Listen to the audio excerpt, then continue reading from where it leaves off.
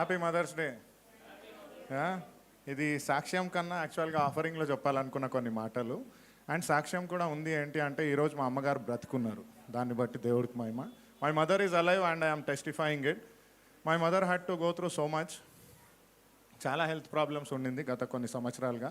Last year ఈ టైంకి మేము మదర్స్ డే సెలబ్రేట్ చేసి ఆ కేక్ కట్ చేసి తినిపించాలన్నా భయపడ్డాం. సో తనకు సర్జరీ అయ్యి లెఫ్ట్ లెగ్లో సగం కట్ చేసి తీయాల్సి వచ్చింది. అందరికి తెలుగు అర్థమవుతుందా? తెలుగు అర్థం కాని వాళ్ళు ఎవరైనా ఉన్నారా? రైట్. సో ఇంకా ఆ ముందు సంవత్సరము కొన్ని సంవత్సరాలలో 2022లో బ్రెయిన్ స్ట్రోక్ రావడం జరిగింది. మళ్ళీ 2 స్టంట్స్ కూడా హార్ట్లో వేశారు. అంటే she went through so much. చాలా ఇబ్బంది పడింది. తను కనీసం లేచి వాష్రూమ్కి వెళ్ళేలాగా ఉంటే బాగుండు అన్న రోజు ఉంది మా ప్రార్థనలో. తన పనులు తను చేసుకునేటట్టు ఉంటే బాగుండు అని. ఈరోజు తను ఆరోగ్యంగా ఉంది. వాకర్తో ఫస్ట్ నడిపించారు. అసలు నడవదేమో అనుకున్నారు. తర్వాత స్టిక్ ఒకటి పట్టుకొని ఇప్పుడు తనకు తానే నడవగలుగుతుంది. ఇంట్లో తన పనులు తను చేసుకోగలుగుతుంది. దీన్ని బట్టి దేవుడికి మహిమ. ఇది సాక్ష్యం అయితే we can clap for that. అంటే ఇది నేను చెప్పడానికి సులువుగా ఉన్న కొన్ని కష్టాలు మనం పడితేనే మనకు తెలుస్తుంది. అండ్ స్పెషల్లీ టు మదర్స్, ఇక్కడ ఉన్న అమ్మ అందరికీ ఆ టైంలో మా అమ్మగారు అట్లా అయినా కానీ మా వదినమ్మ నాకు అమ్మలాగా నిలబడ్డది. అది కూడా దేవుడికే మహిమ. ఇంటికి ఒక మంచి కోడలు ఉండడం ఆశీర్వాదము, అమ్మలాగా నిలబడడం ఆశీర్వాదం. దాన్ని బట్టి దేవుడికి మహిమ. అయితే ఈ మాటలు కొన్ని నేను రాశాను. ఇది కవిత్వంలాగా కాదు. తెలుగు బాగా అర్థమయ్యేటోళ్ళు బాగా విని అర్థం చేసుకోండి. అండ్ ఇది మీ జీవితంలో తాకుతుంది. అమ్మకి మాత్రమే కాదు ఇది అంకితము, మనకు. ఎందుకు అంటే ఎప్పుడన్నా అనుకున్నారా మన పాస్టర్ గారు మంచి మనిషి అని? మంచివాడు, మంచోడు. అలాంటి మంచోడిని కన్నా తల్లి ఇంకెంత గొప్పది ఉండుంటుంది. ఆ తల్లి పెంపకం ఎంత మంచిగా ఉండుంటే మనకి ఇలాంటి పాస్టర్ దొరుకుంటాడు అనుకున్నారా? ఎస్. అంటే మన లైఫ్లో ఉన్న ప్రతి మనిషి వెనకాల ఒక సృష్టికర్త ఉన్నట్లే సృష్టించిన తల్లి కూడా ఉంది. ఆ తల్లికి కూడా కృతజ్ఞతనియాలి. మీ అమ్మగారిని మెచ్చుకోవాలి, మీ నాన్నగారిని మెచ్చుకోవాలి, మీ గురువు గారిని మెచ్చుకోవాలి, మంచి విలువల్ని నేర్పించారు అని. అయితే మనకు వాక్యంలో చెప్పినట్లుగా తల్లి నిన్ను మరిచినా నేను నిన్ను మరువను, స్త్రీ తన బిడ్డను మరచును, నా ప్రభు కృప నన్ను విడువదు. ఈ మాటలు దేవుడికి అంకితము, నాకు జన్మనిచ్చిన తల్లికి అంకితము, మరియు నన్ను తల్లిలాగా చూసుకున్న మా వదినకు అంకితము. ఇక్కడ జన్మనివ్వకపోయినా చాలామంది తల్లి అనేది, మాతృత్వం అనేది ఒక బాధ్యత. కనెక్ట్ అవుతున్నారు కదా? అంటే చిన్నపిల్లల్లో కూడా కొన్నిసార్లు మనం అమ్మతనాన్ని చూస్తాం. నాన్న బాగానే ఉన్నావా, మామ బాగానే ఉన్నావా అని పిల్లలు అడిగినా కానీ అందులో ఒక మమకారం కనిపిస్తుంది. Maybe this is only from love ఆ అమ్మకి. అయితే ఈ మాటలు ప్రతి తల్లికి అంకితము అండ్ ప్రతి బిడ్డకి అంకితం. ఓకే. స్పెషల్లీ మదర్స్ ఇయర్ మిమ్మల్ని చూసి ఇన్స్పైర్ అయ్యి రాసిన మాటలు ఇవి. ఓకే. అమ్మ, నా జీవితంలో నీవు చూపించిన మధురమైన ప్రేమకు ఇది నా అంకితం. సృష్టికి జన్మనిచ్చింది దేవుడైతే ఆ దేవుడికి జన్మనిచ్చే సామర్థ్యత నీది. మనిషిని సృజించాలని దేవుడు నిర్ణయించిన ఆ జన్మకు కారణమైన పాత్ర నీవే. చివరికి ఆ దేవుడే జన్మించాలని అనుకున్న ఆ జన్మకైన మార్గం నీవే.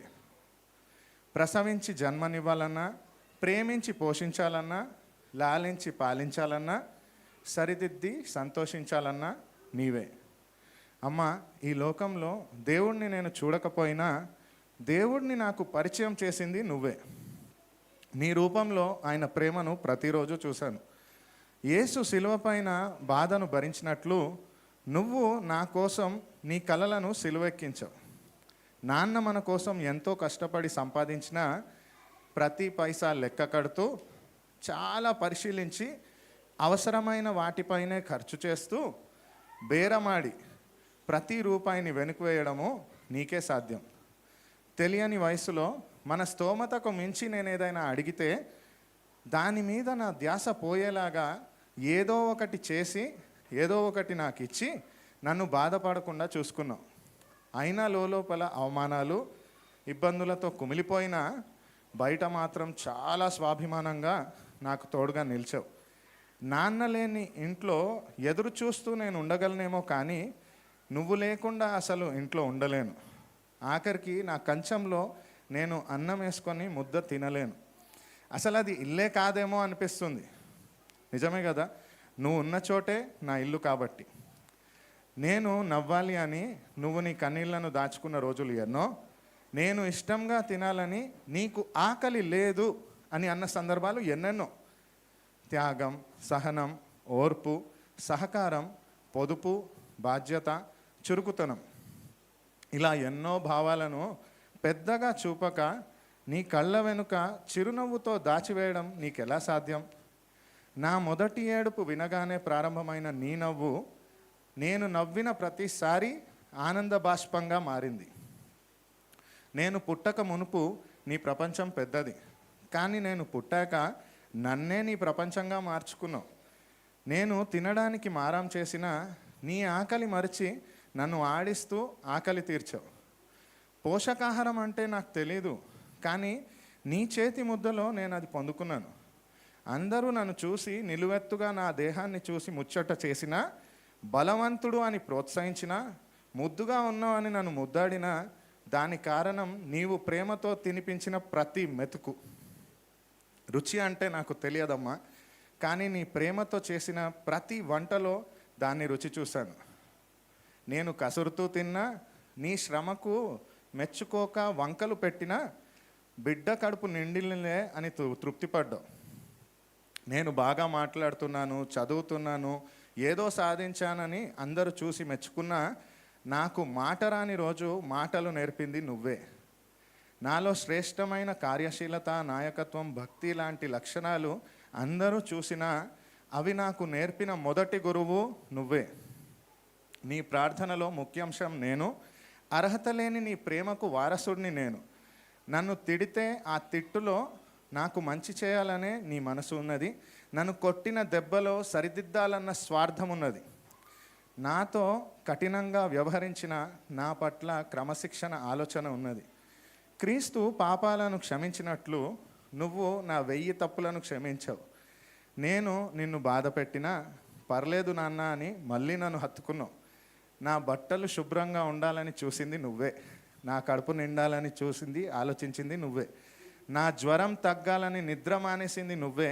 నా భవిష్యత్తు బాగుండాలని మోకాళ్ళేసి ప్రార్థించింది నువ్వే. పరిస్థితులు నన్ను కృంగదీసిన దేవుడిపైన భారం వేసి నిశ్చింతగా ఉండడం నేర్పావు. ఒకటేంటమ్మా, నువ్వు నేర్పించకనే నీ జీవన శైలి, దేవుడి పట్ల నీ విశ్వాసము, ప్రతిస్పందనను బట్టి నేను అనేక విషయాలు నేర్చుకున్నాను. అల్లరి పిడుగు అని నన్ను అందరూ ముద్రించినా నన్ను అదుపులో పెట్టుకొని అందరికీ సర్ది చెప్పింది నువ్వే. నీ పనులు, పరిస్థితులు, పోరాటాలు ఎన్ని ఉన్నా నువ్వు మాత్రం నా మీద ఒక కన్ను వేసే ఉంటావు. ప్రపంచం నన్ను తీర్పు తీర్చినా నన్ను అర్థం చేసుకున్నది నువ్వే. లోకమంతా నన్ను దూషించినా నన్ను ప్రేమించింది మాత్రం నువ్వే. అందరూ నా విజయాన్ని ప్రేమించారేమో కానీ నా వైఫల్యాన్ని కూడా విజయంగా మార్చింది నువ్వే. అమ్మ, నీ ప్రేమను పుస్తకంలో చూసి నేర్చుకునేది కాదు, అది జీవించి అనుభవించేది. దేవుడు ప్రేమకు అర్థం నాకు నేర్పించాలని నాకు అమ్మనిచ్చాడేమో. నువ్వు నాకు ఎంత ఇష్టమో మాటలలో చెప్పలేను. నాకు దెబ్బ తగిలిన అమ్మా, ఆశ్చర్యపోయిన అమ్మా, గండం గట్టెక్కిన అమ్మా, ఆఖరికి ఆవలించిన అమ్మా అనే పేరుతోనే నేను తలుస్తూ ఉంటాను. ఎన్ని విషయాలకు నీకు కృతజ్ఞత చెప్పను. నాకు జన్మనివ్వడానికి నువ్వు పడ్డ ప్రసవ వేదనక, నా కోసం త్యాగం చేసిన నిద్రక, నా ఎదుగుదల కోసం నువ్వు చేసిన ప్రార్థనలక, లేదా నేను బయటికి వెళ్ళి తిరిగి వచ్చేదాకా ఎదురు చూసిన నీ కళ్ళక, నా గురించి ఆలోచిస్తూ నీ గురించి నువ్వు ఆలోచించడం మర్చిపోయినందుక, నా భవిష్యత్తు కోసం నీ నేటి జీవితాన్ని బ్రతకనందుక, నా శ్రమలలో కన్నీరు కార్చినందుక, నా విజయంలో గర్వించినందుక. దేవుడి ప్రేమ గురించి అందరూ చెప్తుంటే విన్నాను, కానీ నా జీవితంలో ఆ ప్రేమను చూసింది నీ దగ్గరే.